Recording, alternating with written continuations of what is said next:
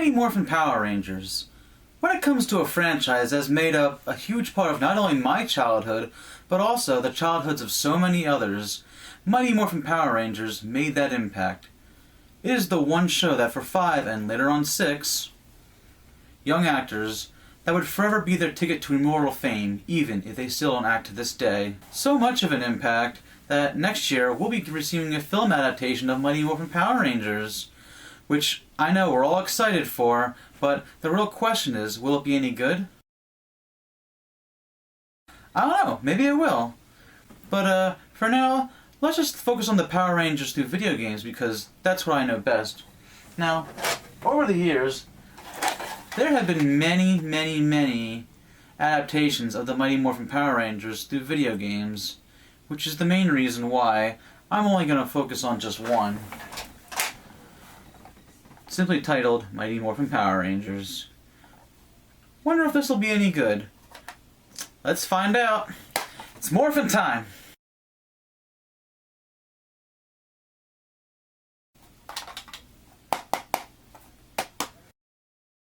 This usually works. Let's just get to playing.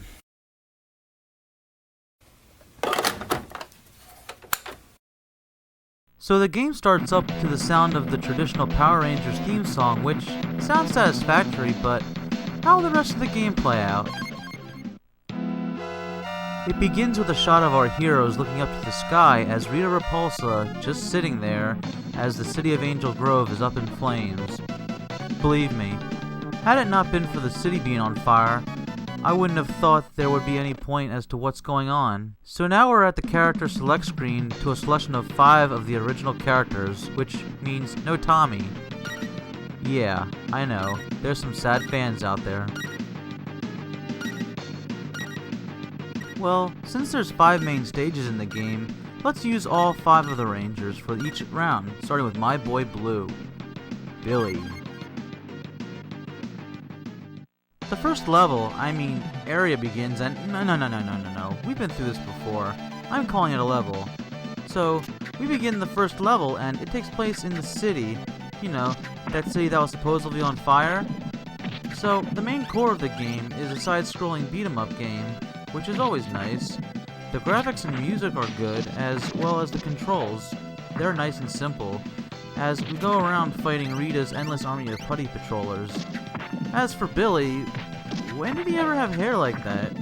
Also, he kinda looks like Dennis the Menace. You know, Dennis also had his own Super Nintendo game. I'm just gonna leave it at that. So each level has 3 different parts to it, which includes fighting as your normal everyday self, beating the stage boss, then morphing into your ranger form, then proceeding through the rest of the level in ranger form, and finally, the boss battle. Hey, get out of town! It's under attack! Oh, never mind. Stick around for an ass kicking. So I've established that the game has great music, controls well, and the graphics are okay.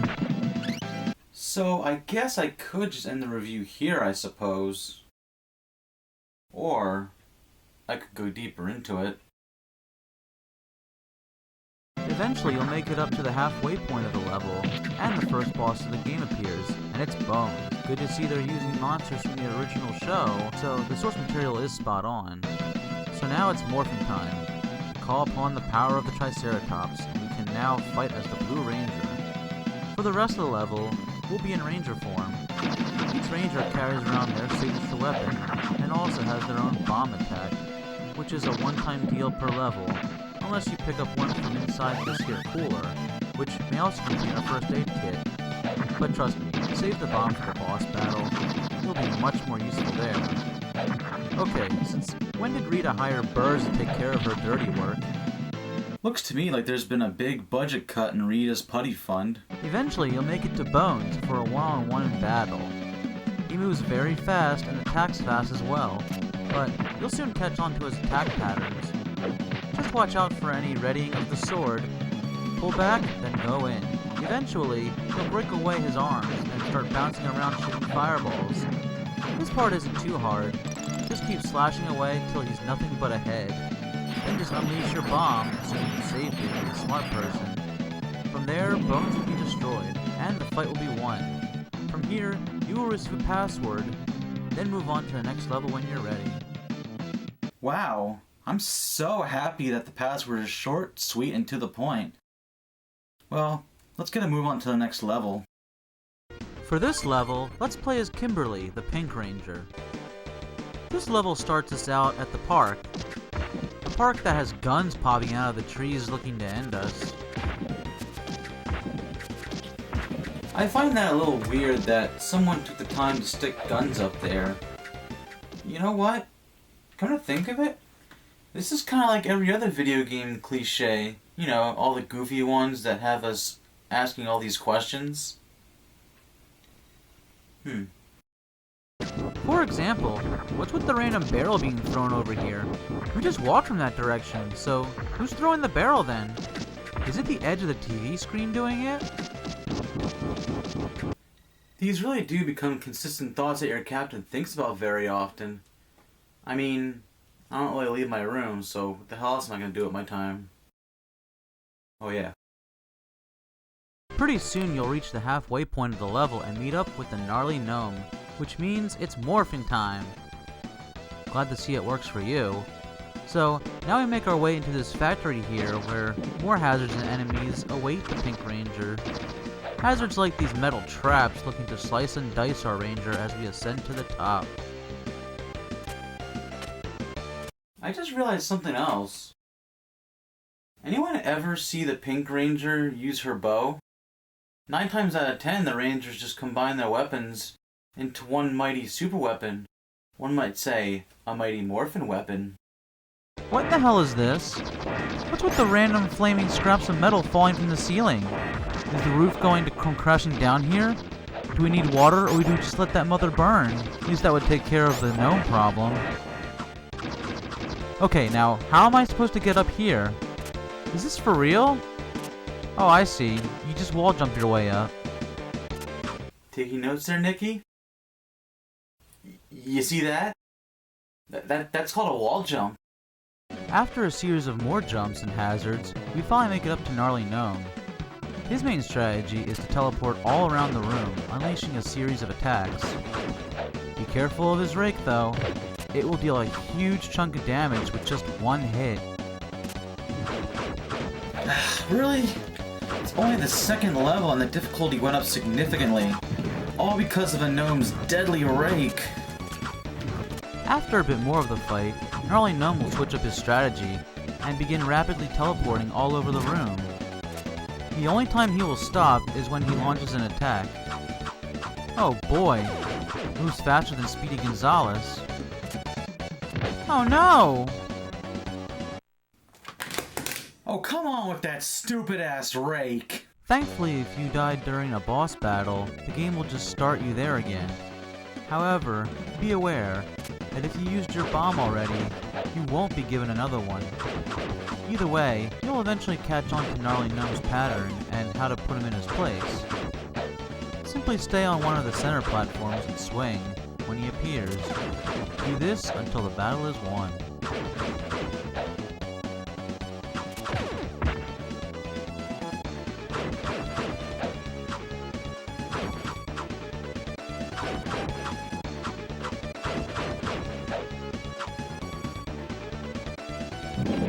At last, Gnarly Gnome is defeated.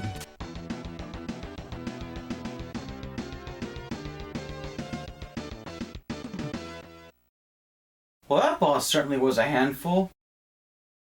Let's move on to the next level. Time for level 3, and it's Zach's turn to play. This level takes place in the sewer. In this sewer, you'll find more putties and electric shrapnel. Also, there's spiders as well. Spiders? Either this is just like every other cliche platformer like I've mentioned before, or Rita's budget really is that tight. But really though, spiders? While we're at it, let's talk about Zach's character model. See how he shucks and jives?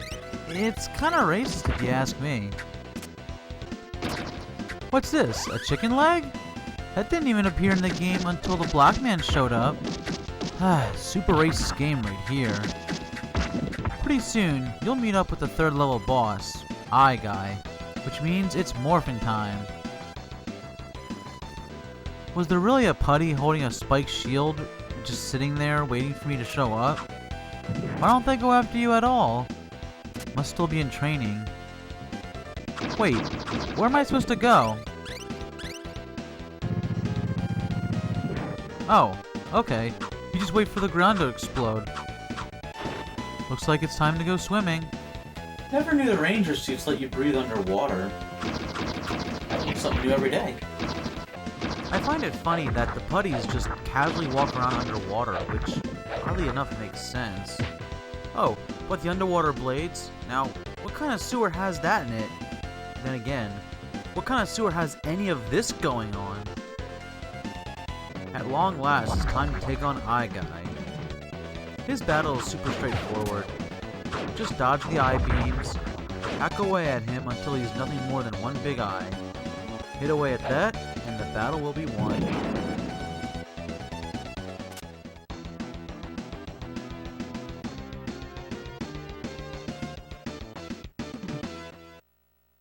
Level 4 is here, and now it's time to use Trini.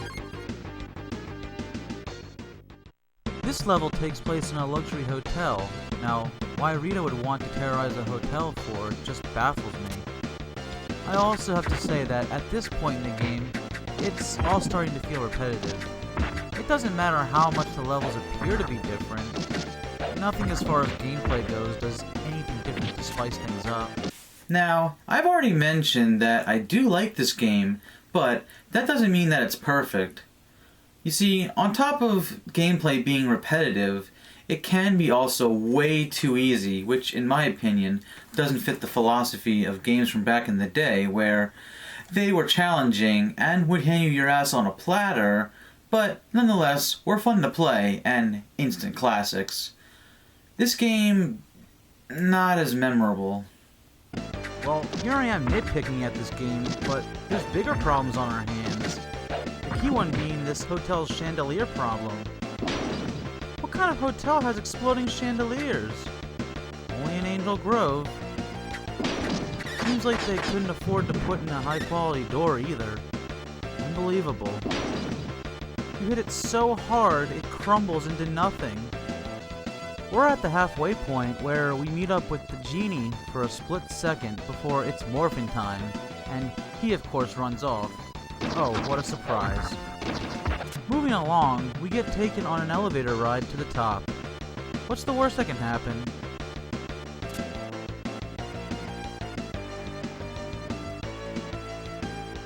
Oh, a series of death traps and electrical hazards? Oh, it got worse. Now it's exploding? Time to go.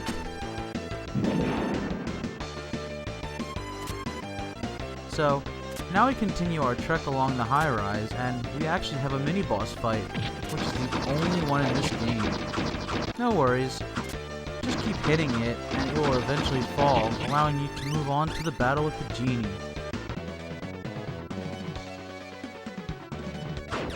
His battle strategy includes teleporting while unleashing a series of various attacks, from fire breathing to summoning electric dragons.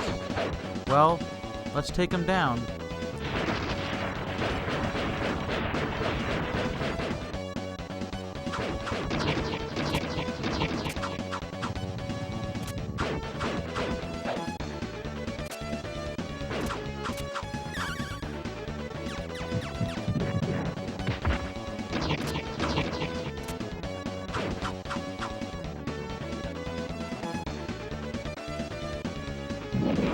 Sweet, that takes care of him. Yeah! Haha, that's one genie who won't be going back to his lamp. It's time for the last ranger fight, and what better way to end things than with the leader Jason.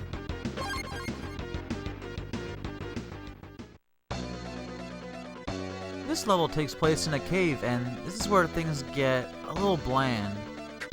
There isn't much that can be said about this part of the level. It's actually very straightforward. But don't worry, because soon you'll meet up with Dark Warrior, and well, you know what happens next.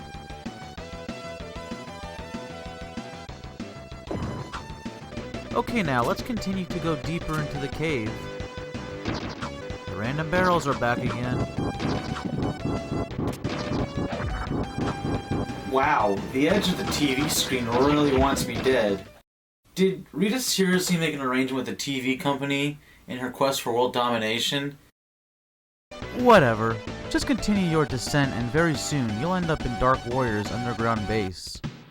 Guess that's where all of Rita's funding went to.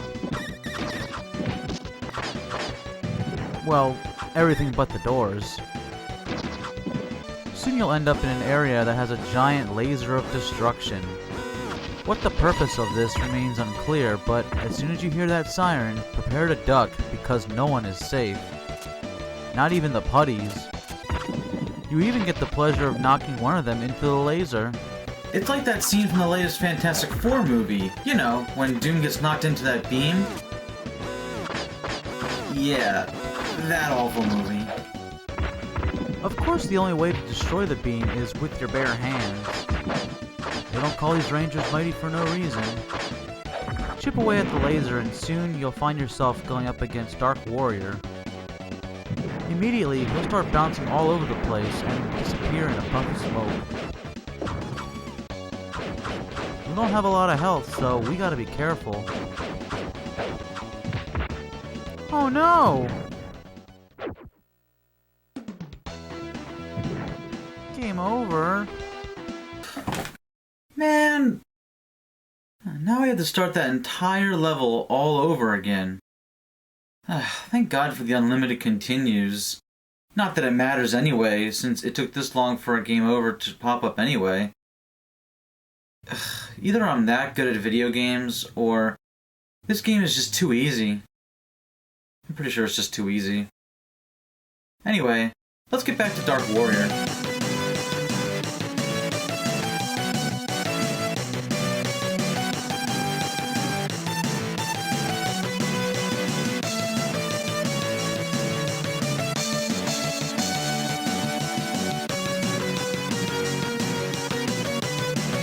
So we've made it back to Dark Warrior.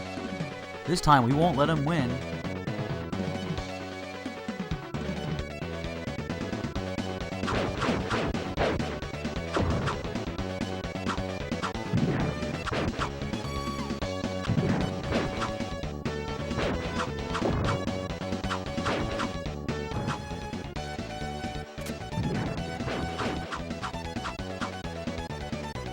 Sweet!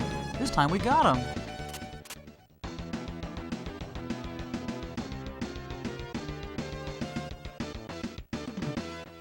Immediately following that battle, the Rangers assemble one by one and with their powers combined, call upon the Megazord. Finally, we get a change in gameplay. And look, Zordy, this is your part.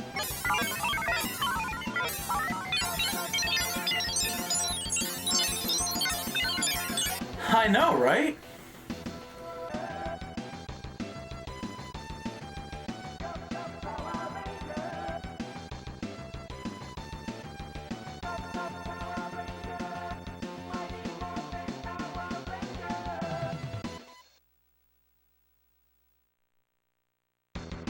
So the last two levels of the game, we get to play as the Megazord, first putting us up against Mutitis. As you can already tell, this level plays out a lot differently than others. The Megazord levels play out more like a Torment fighter with a unique fighting system. Down below your life bar, there is a power bar which slowly charges. The more it charges, the more powerful of an attack. Just let the power bar charge up and unleash your attack. Okay, this is just wrong. Since when did the Megazord ever jump really high? I gotta say, that would be impressive for something that heavy to jump that high. I mean, you are rather big. You could wear my house as a hat. You got it. It should also be good to know that Mutitus has his own power bar as well, and can unleash some powerful attacks of his own, such as a rather damaging series of beams coming out his chest. As long as you're patient enough to let your attacks power up, you can deliver some powerful blows of your own. Outlast him long enough and soon the final blow will be delivered. Boom!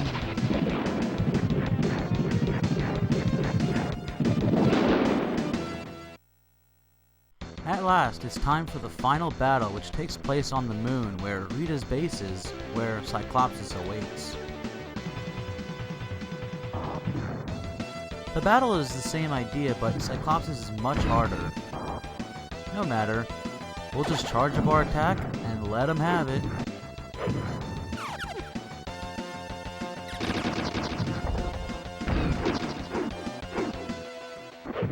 Are you serious? You can absorb our most powerful attack? If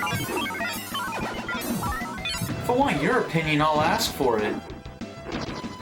No wonder I never have guests. So really the only thing we can do is hit him as best we can from close range until he's defeated. Aw man, it's time to end this.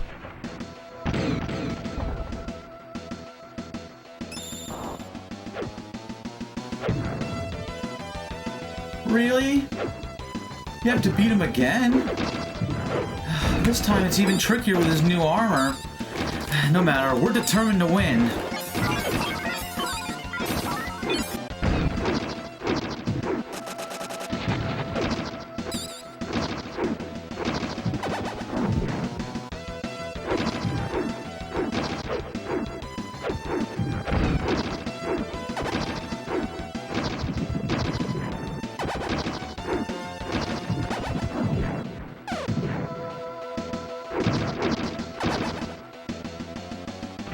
Peace out, homie.